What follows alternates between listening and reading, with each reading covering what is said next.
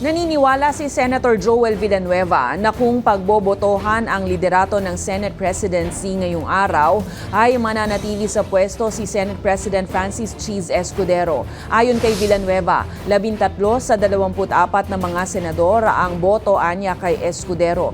Inamin ni Villanueva na kasama siya sa naturang bilang. Sa hiwalay na press conference naman, sinabi ni Senator Erwin Tulfo na siya at ang kanyang kapatid na si Senator Raffy Tulfo ay kapwa-boto rin kay SP Cheese.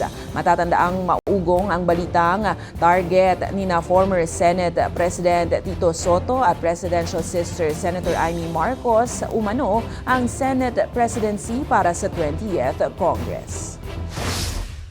Hindi ko masabi kung magbabagong isip yung mga nakausap ko, but as far as I'm concerned, dun sa mga nakausap ko, 13 mahigit na yung nakausap ko. Weighing things and talking to my brother said let's go for the majority kasi maraming mga gusto ang Pangulo na dinadaan sa majority at hindi ko makontra majority. So I guess we'll go with the majority.